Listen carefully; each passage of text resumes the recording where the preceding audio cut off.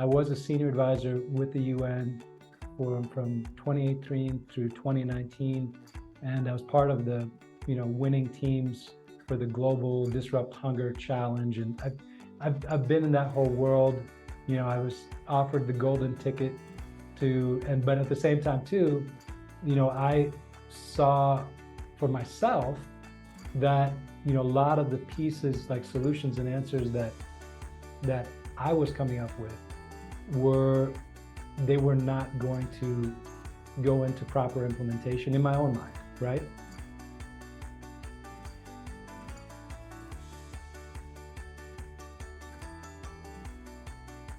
Welcome to another episode of Grow Your Grass Off. We've got an amazing guest here today. He has worked with the UN. He's from Sri Lanka.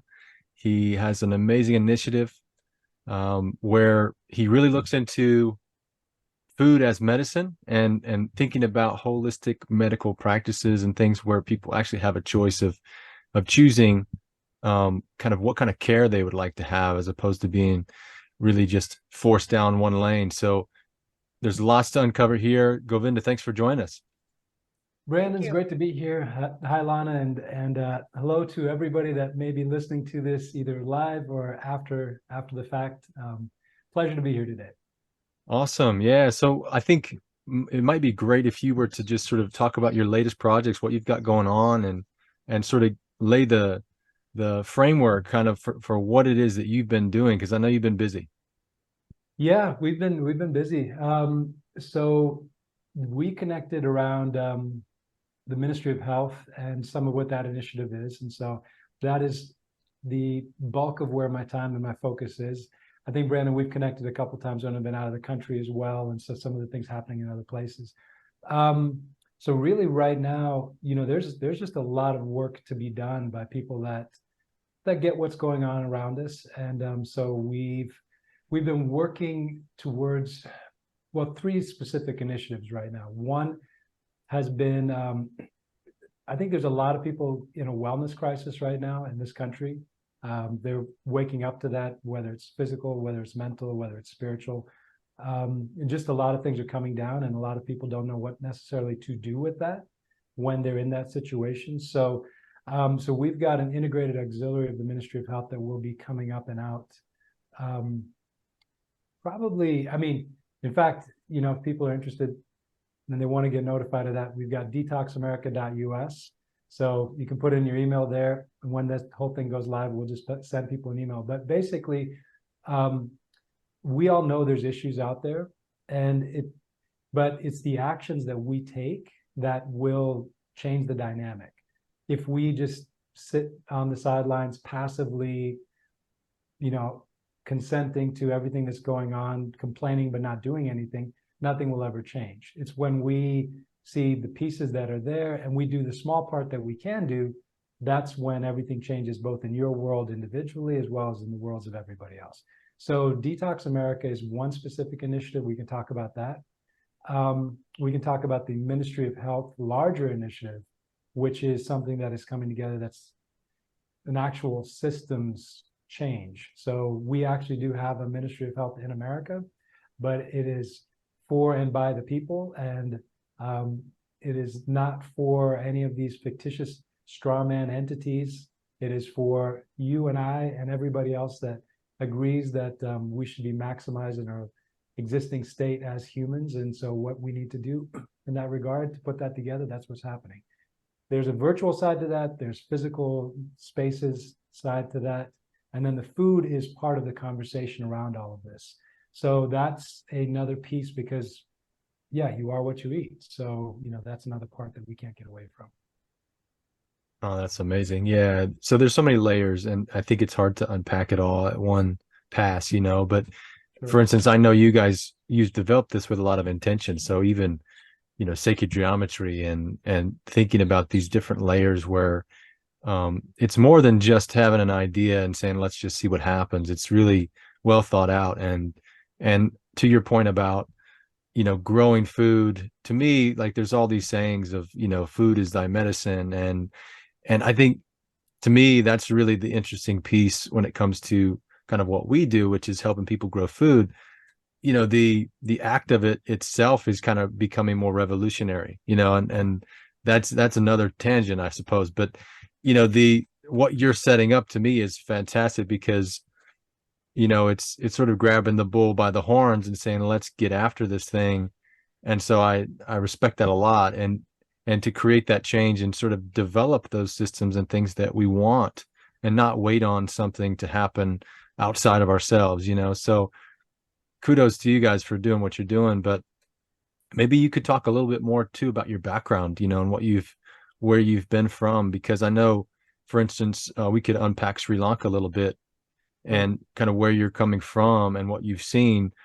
Because for me, your background it's always interesting kind of to see how, like, you're at this point now, but what brought you to this point? Maybe we can go through there real quick. Sure. So my background is, I spent a lot of time. Actually, my dad is originally from Nebraska, so I was actually born, interestingly enough, on a farm in Nebraska. It was a home birth way back in the day. Wow. And then since that time, my mom was from Sri Lanka, so we grew up going between both places, and so I grew up between two worlds, very different worlds, very different backgrounds. So on the American side, Midwest, farms, big spaces. On the Asian side, very condensed, cramped, lots of people, lots of hustle and bustle, totally different worlds, different paradigms, different ways that people related, right? So all of that was part and parcel of my background growing up. So I grew up between two very different worlds, two very different contrasts. Subsequently, there was this, I kind of went through a little bit of a life metamorphosis myself. 2004, the tsunami happened. I was actually on the way traveling there when it happened. So I looked at potentially not having a family for about 18 hours because didn't know what happened to anybody. And so I got everybody in my immediate family was fine. And so when I got into the country, I just was part of that emergency response right away. And then that sort of, initially as a volunteer, subsequently people ask you to contract. Then, you just end up in this other world. You start getting trained in other things. So I got an indoctrination into international emergency disaster management, long-term development projects. And then also I had a business background. So I had a mixture of different things that sort of came together, and I had been involved in ministry as well. So all of those were part and parcel of my background prior to the Ministry of Health. Because we had done certain work in Sri Lanka, I started getting asked to go to other countries. So I started traveling to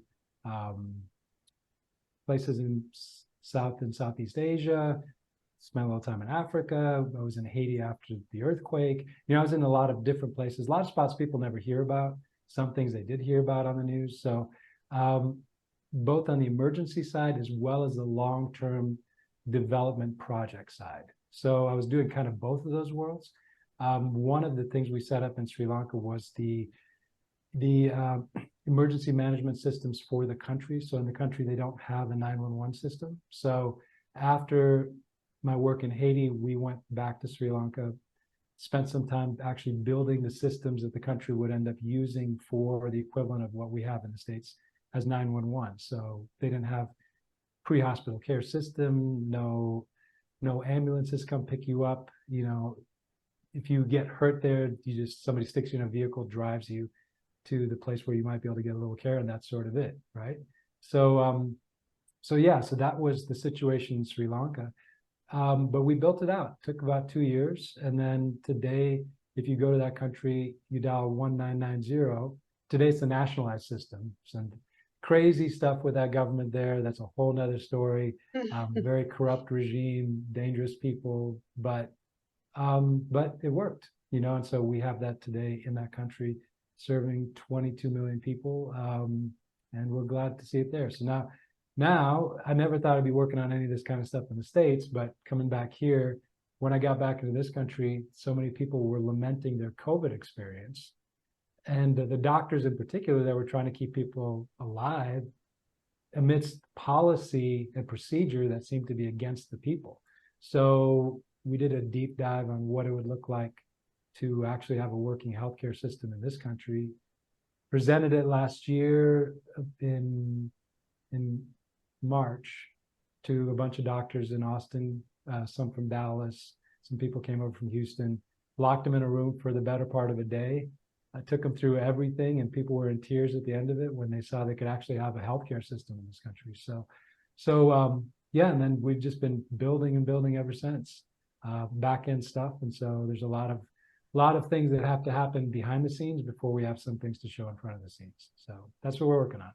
Oh, that's great. Yeah, one of the sort of thoughts I had in terms of what you've noticed, because you've talked to a lot of people about this idea and how you want to roll it out and so on. But I'm curious about the trend you might see with how people are wanting that deeper connection with their health, through food, especially, because it seems to me like if you develop these centers or places where people can come in and get good care, how do you see the food component and the medicine component really playing out, and what are those forces at play, where people are like, hey, I really want to have a better, optimize my health, in other words.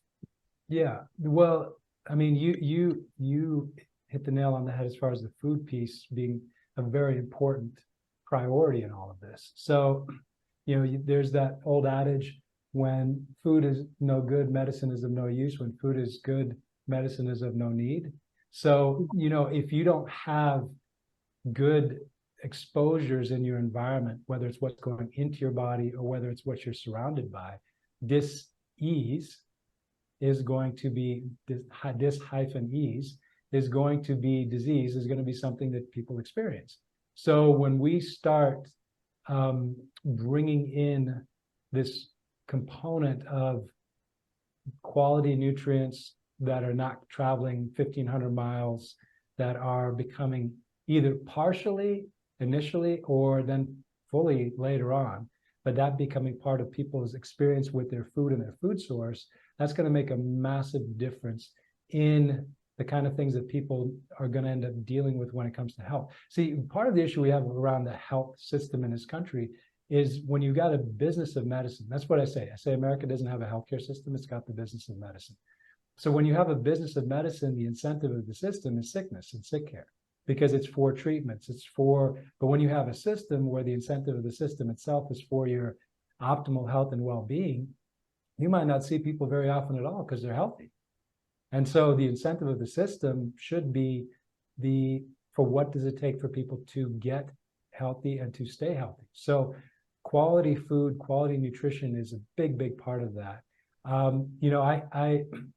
I joke with Jim Gale a little bit around this too. Like when I got back to the States, I just wanted to grow something. I didn't care how bad I was at it. So I just started, sticking things in places where flowers would grow and, other things like that. And just, even now, I love it. This morning, just picking some cherry tomatoes off of, just 20 feet outside my door. That kind of, if you know what that tastes like, you'll never find that in a grocery store. You just won't. You will never find food that pops like something that is grown fresh, ripens on the vine with all of the nutrition in it. So I'm a huge advocate for the work that the work that Jim, the work that others are doing in this space to help people to recognize that on all sides, addressing the food component is a major part of a larger solution. There's going to be different pieces, and this is part of it too. We have to look at this in terms of there's different pieces that have to be done. And so there has to be an addressing of the money component, because we need to have systems that are non-extractory, non-predatory, that allow for the exchange of value in and between living souls for things that they're doing on this planet. Now, we're not working on the money system, but I know plenty of people that are working on several iterations. I would love to see those things come up and be available, because those will support all the kind of work we're doing. The food system, the water system, the healthcare system, logistics and transportation, communications infrastructure. We have to have in each and every one of these places, there's needs for systems reform. Energy. I have seen tremendous energy stuff. I sent Jim a video of somebody doing a light bulb off of a moringa tree, and then running a drill off of a moringa tree. This is stuff that's been around us our whole lives, but we've never actually had the knowledge and the application to be able to do anything about it, because either it's been there and it's just been hidden from us, or people have been kept away from it. How often has somebody come up with a car that runs on water? Every 5 years, 10 years, somebody somewhere, somebody in Japan, somebody in the States, somebody up in New York, somewhere comes up with a car that runs on water. And then all of a sudden, 4 or 5 weeks later, something happens, right? And that thing just never, ever comes to fruition. So there are answers around us all the time. And I've seen this with a lot of my work in development and disaster management, is that so many of these problems, they are solvable. They really are. All of these issues that people talk about right now, the issue of human trafficking, it is solvable. But there's incentives behind keeping the problems going. And if there wasn't demand, there wouldn't be this problem. So there are people drawing and pulling this stuff through a supply chain. So, part of what's going to make all of these things that we're working on go and sing and really become just do tremendously well, which I know they will, is because we're just building things that are better. They're more efficient, they're cleaner, they solve systemic issues, they win on an all-cost basis, and they win on a social cost basis. They address every argument that people have. So right now, there's a lot of people that have, these social causes that they sort of get behind, but then the solutions that are put up are just part of the problem. The solutions that put up are not an answer to anything. That's a good point, Govinda, because I think I wanted to bring this up, and I think maybe it's a good time, is you addressed the UN recently, and had sort of a declaratory statement, and I think you said you've worked there before, right? Or you were in that environment at least. So to me, like, there's these initiatives, these sustainability goals and so on that are touted as solutions, and I get confused because I don't really know how to discern truth from fiction in a lot of this. That sort of, it seems to have backing in the environmental movement, and I think for me early on out of college, I was really on board with a lot of it, but to me, there's more confusion now, at least in my mind, where it comes to saying, some of this seems like trickery, and it's sort of funneling us into a path that we, that may not be actually the truth, the best way forward, in other words, and so I'm curious to know kind of what your experience is, when it comes to these sustainability goals, and how is it really helping improve people's quality of life, because it seems that the tools like you're talking about, if we use Sri Lanka even as a use case, like, can the solutions, are they really being executed at that level? Because to me, sometimes it seems like it's just sort of glossing over a little bit of lip service, and it's not really getting at the nuts and bolts of what it takes. Because I mean, ultimately, I'm kind of disappointed that we just can't figure it out, because it doesn't seem that complicated, and yet, it seems like we're just not really able to roll it out and go forward. You know what I mean? Yeah, I mean, you covered a lot there. So I think, there's a few pieces in that I'll try to pick up. Yeah, I was a senior advisor with the UN from 2018 through 2019, and I was part of the winning teams for the Global Disrupt Hunger Challenge, and I've been in that whole world.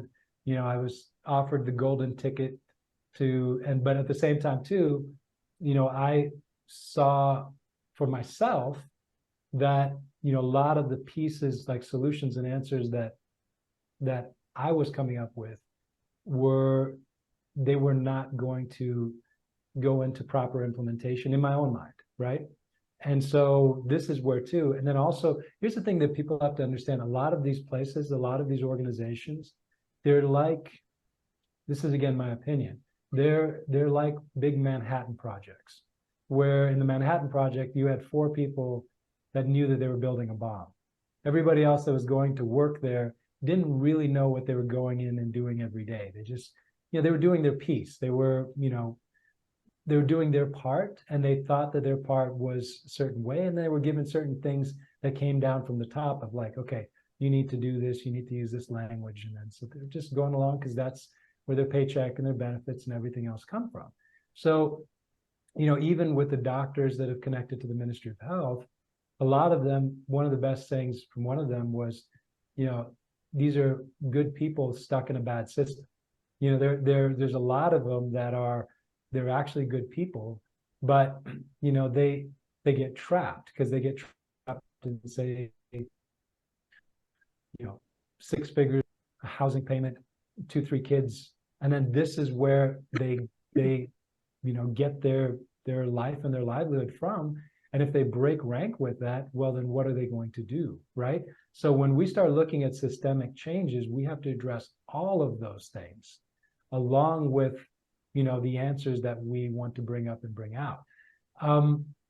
So in terms of like Sri Lanka and what was going on there, Sri Lanka is, I had a team of investigative journalists come over one time while I was there, and one of these guys, he just like every time he pulled back a layer, he's like, it just gets more and more complicated. He just was, never could come to a grip of how everything was working over there, and because there's so many layers and also too, when you travel around that country and you see some of the ancient wonders of that place, that there's so much that's hidden from the people around what the history of that country has been, what it was before, and then what it is today. I mean, the places that we're in today, these are not the epitome of human advancement at all.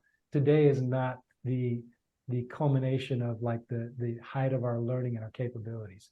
So really, I think with regards to why we can't figure it out, in a simplified version, I would say that there are certain control mechanisms that are out there that have done a pretty thorough job of keeping a lock on what solutions are able to get out and how they're able to be implemented. And so, for example, people's information. Okay, here we're having this conversation today. Who's going to see it? And if it gets to a certain level of size and scope, if this is on YouTube, that link will be broken and people won't be able to find it. Then you have to repost it, but then that momentum's gone.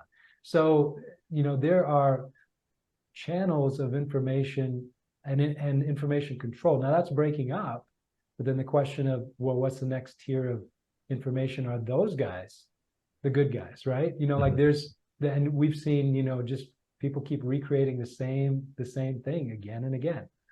The simplest way, and this is part of how we change things, starts with you, starts with me. It starts with each of us.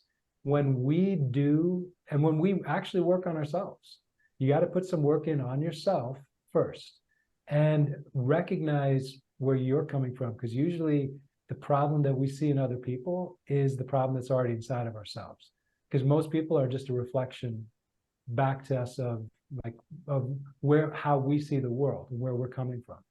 And then it's the simplest things that we do that make profound changes and profound differences in the world around us. So when we do something very, very simple, so that's why I love the growing food example, because just imagine this.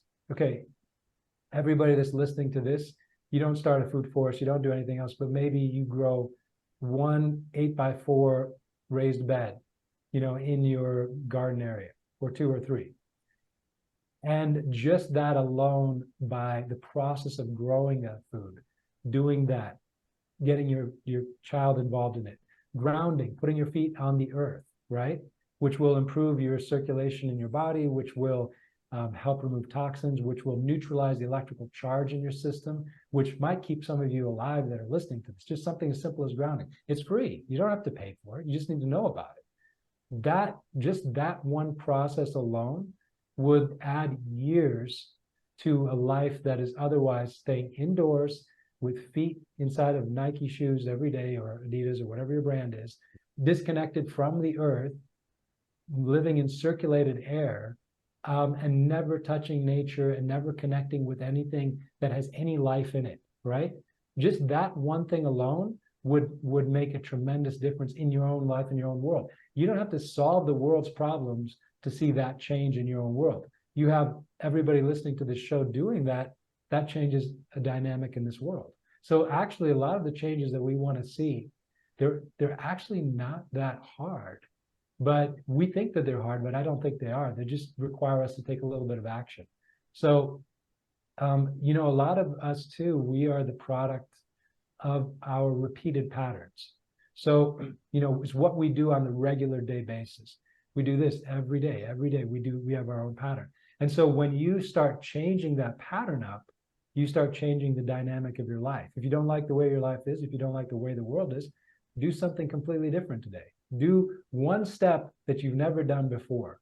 You know, just, I mean, just go, if you got a budding potato underneath your sink, just go find a place in the grass and just, you know, cut around it and just shove it in there and see what happens. You know, like just do something a little bit different and see what happens. If everybody started doing that, you would see this world change in weeks. So, and we wouldn't have to be having so many people that are, you know, doing the savior dynamic out there, which I really don't like. You know, like they're here to save. No, we all do this together. We all come alongside each other. We help each other. We do the part that we can do, and we help each other to do the part they can do. Awesome. Lana, what ideas do you have? What questions? Just being in the health industry and being a nurse for the last 23 years, you know, with all the changes that came with COVID in the state I'm in, you know, there was a mandate. So I had the choice to lose my job or become vaccinated. And, you know, I could have done different options, religious, but I didn't want to get stuck in the system. I didn't want to have to be stuck in that system any longer. And being in the medical field, I've done many avenues as far as patient care. And in the last, you know, 13 years, it's been dermatology, which, you know, I can do from home now. So I made the choice, you know, a few years ago when COVID hit to lose my job, but I got offered, you know, to stay with the same company that I've been with now for the last 11 years. And I can work from home. So I can do this, still help people, still be in the health industry. But now I get to help people grow food, which I'm still getting to do something with my hands, which has been a big change for me, because that's all I was doing all day was hands. And then now it's more computer, but I have the opportunity to grow food and have a homestead and have my kids be able to take my son to school. And just having that horrible thing happen, you know, to everyone in the world, state of cluster, became one of the best things for me. So yeah. I am blessed to still be able to help people in the field. I do feel there's a lot of corrupt. And so your idea of having this closed door with these doctors, like that makes me excited. That makes me have hope that, you know, there are good people out there. There are good doctors. There are good nurses. It's still there. We all just have to still come together to this one entity to be on the same team, really. 100%. And I appreciate everything you shared, Lana, because there's, you know, people were put into these situations. And this is actually part of the way that the control legacy construct works, is to create these chutes. You know, they're like cattle chutes. And it's just sort of like, well, if you want to keep your job, you got to go through this chute. And, you know, and when we actually start working together to create options and pathways and ways to do things differently. So Brandon, like, for example, if everybody that's listening to this, if they were growing their own food, if there was a breakdown in the food supply, well, that's horrible for the people that are dependent on the food supply, but the people that are here, they probably would be keeping their neighbors alive because they'd be growing their own food and they would be helping their neighbors. So, you know, when we start building out these solutions, even on a small scale, we start helping a lot of other people just by default. You know, Lana, too, the story you mentioned, and I might be a bit, you know, presumptuous in saying this, but you got into health and healing because you wanted to heal people. That's what was your drawing. That's your life calling. When you, you know, from a young age, you would have noticed that you had a propensity towards helping people. And so everybody that got into that field, but think about it too, when you start like that, then what are you told? Well, then you better go to med school. Then you better go get this. Then you better get this certification. Then you better get this qualification. Now it's going to cost you this much. And then after you go further and further down that track, eventually you realize that you're in a captured system. And that captured system is when it wants to put the thumb screws on the people in the system, then you see the kind of things that happened to people, where the incentivization that was against health and wellness, but it was for another agenda, another objective, very clearly over the last 3 years. I mean, they're going to be unpacking what happened during COVID, you know, for a long time, the fallout from this.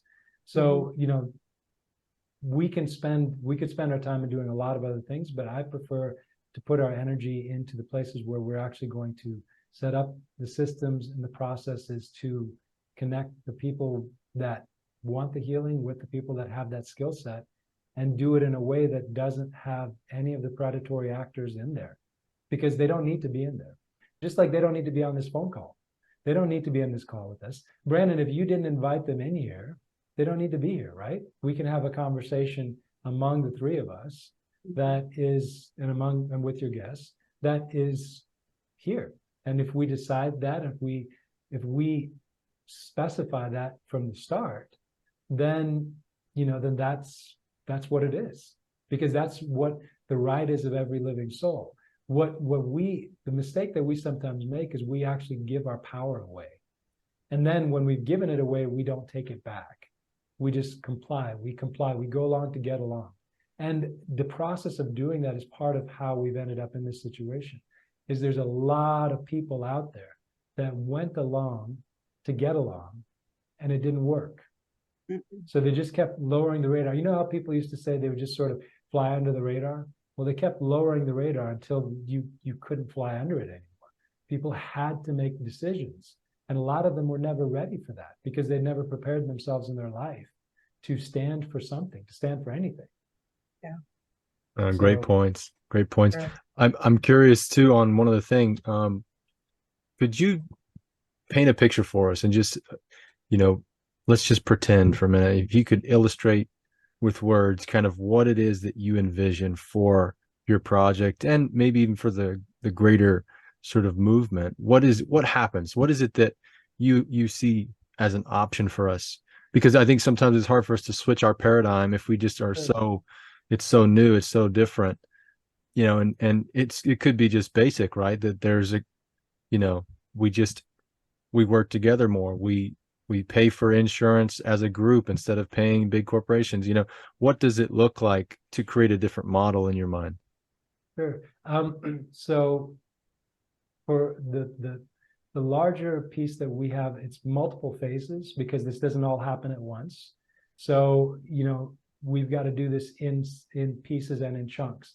So even like Detox America, that's even something that we weren't anticipating, but there's such a need for it that we are going to be bringing that out even sooner than some of the other stuff that we're working on, because right now people have a crisis in their well-being right now. That's happening right now around us because of the fallout of what's taking place.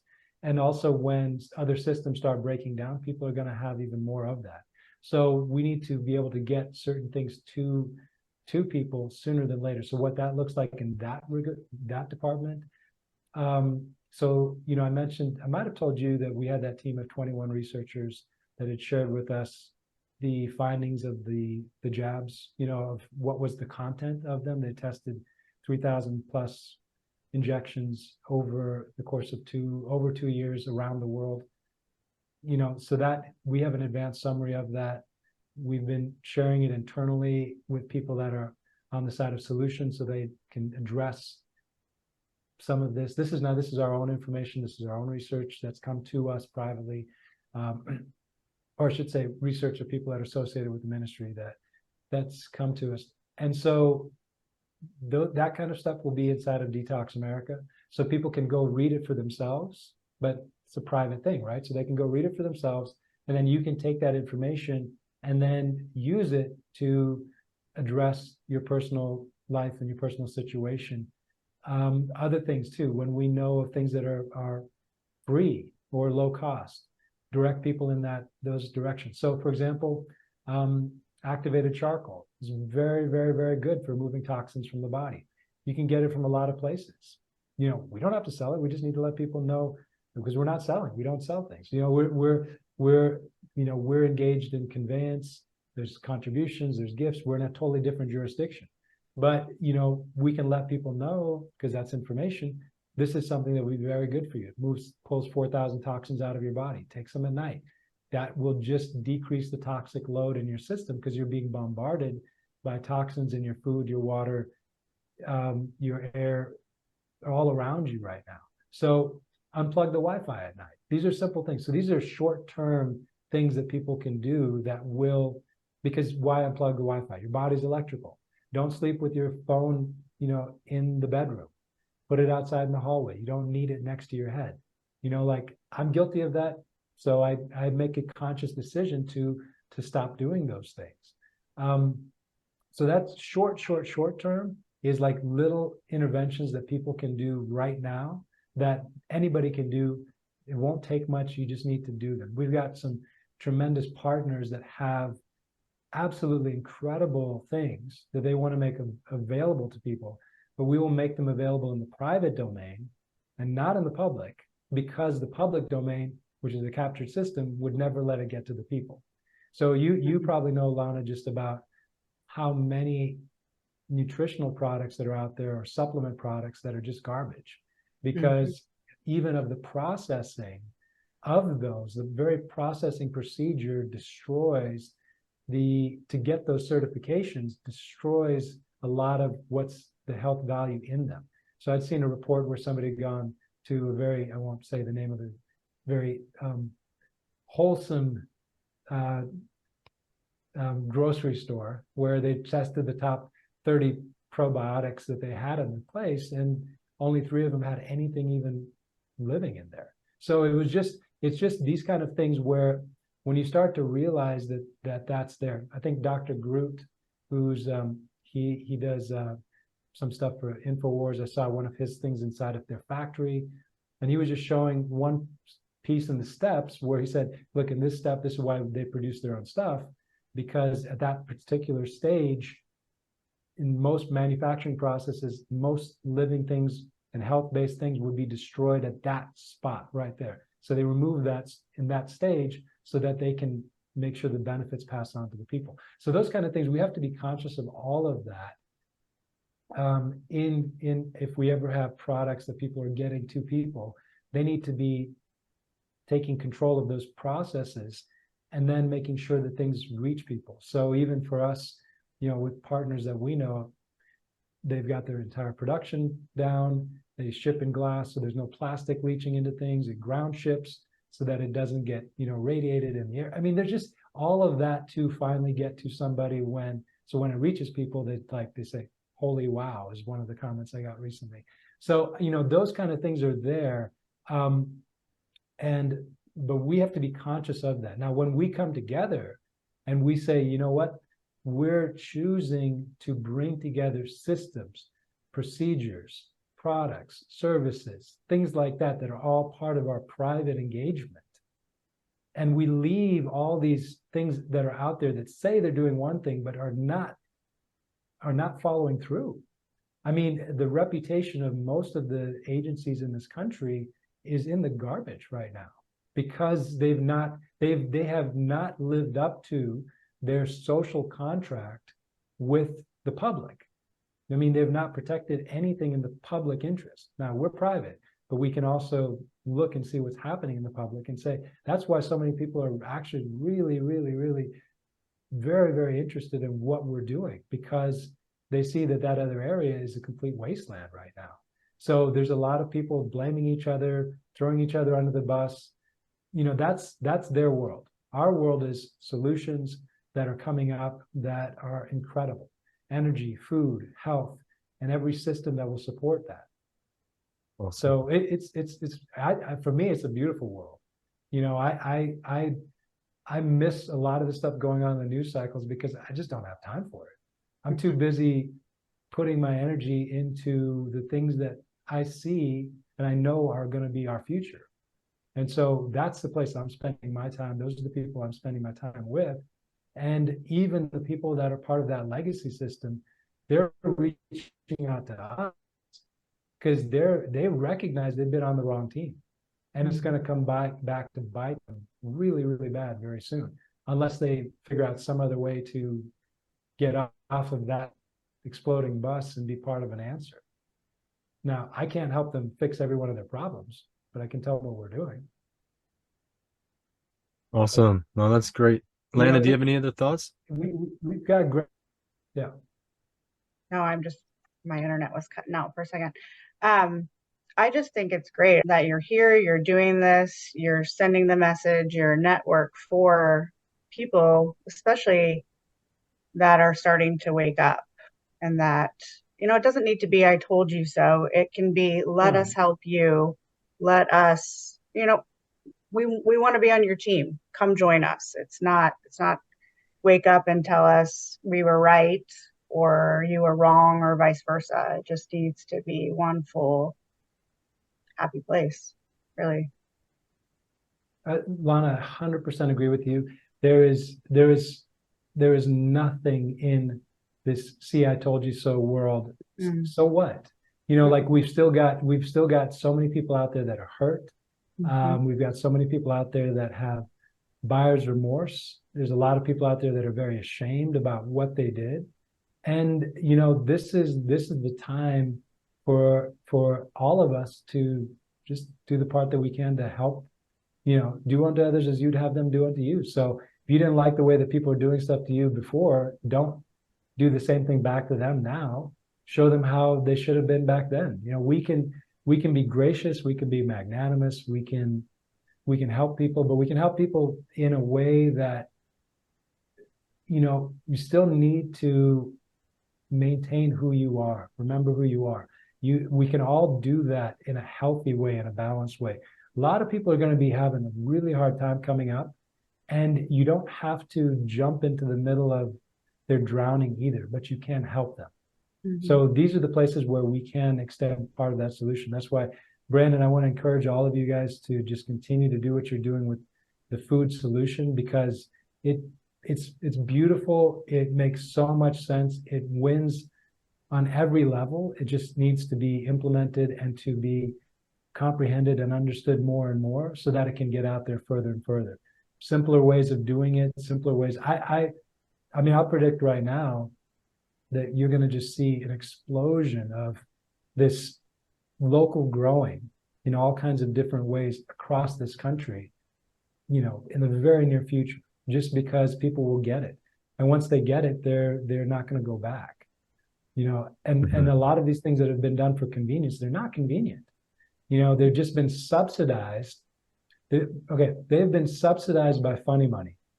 So if you look at the actual real cost for so many of these predatory things and these destructive things, they're subsidized by this fictitious fiat. And when that starts having problems and people start recognizing the real cost of things, the real cost of healthcare is actually very expensive in this country. The real cost of bringing your food from thousands of miles away is actually very expensive. What sounds like real cost much better? Everybody's healthy and everybody eats from 200 feet outside their door. Which one costs the real cost, actual cost? So these are things that once moments of clarity start really hitting people, they'll recognize. And this is why these kind of solutions that we're all working on and bringing forward, we're doing them. We're all doing them. As we continue to move forward in them, you are going to see those moments of clarity click for people, and they're going to start realizing that, for example, free sickness is not a good deal. You know, I mean, it's better to be healthy. It's not, you know, why would you want free sickness? Why would you want free disease just because somebody's paying for it? It's much better to be in your maximum state of well-being. You know the difference between eating food that is vibrant and full of energy and not full of chemicals and toxins, right? When you start having that in your world on a regular basis, you don't want anything else. So, you know, these are things, you know, energy solutions, they're everywhere. Once they start coming in, that clears the deck for so many other things that we choose to do and create and to bring forward. So I see a beautiful, beautiful world ahead of us. Maybe some bumps in the road along the way, but that's just part of life. That's part of the adventure. So I think we've got some great things ahead of us. I'm excited for what's on the horizon. I'm excited to see the continued work that you and your team are doing too, Brandon and Lana. Pleasure to meet you today. Yeah, thanks, Govinda. And how can people find you if they're interested in what you're working on? What's the best way?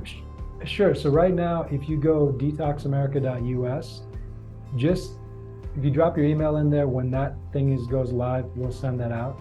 And there's going to be inside of there's going to be some research.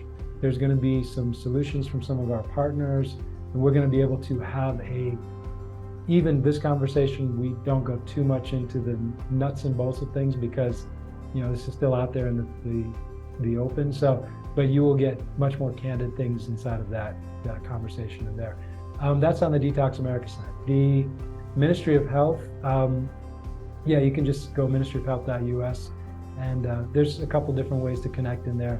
But most of the conversations that we have are with people that are part of the membership right now, because that's sort of our door into the private domain and into agreement. When people are there, it's very easy for us to go forward and to really build out. So connect with us a couple of different ways. And but I mean, I'm just, there's great stuff on the horizon for everybody. I tell people just, you know, be encouraged, and you know, this whole world and all the distractions, there's a lot of distractions right now, but you don't have to get into all those. Just put your focus on the solutions. I do about a 90-10 rule, 90% on the solutions, 10% just paying a little bit of attention to what's going on around me, and that's it.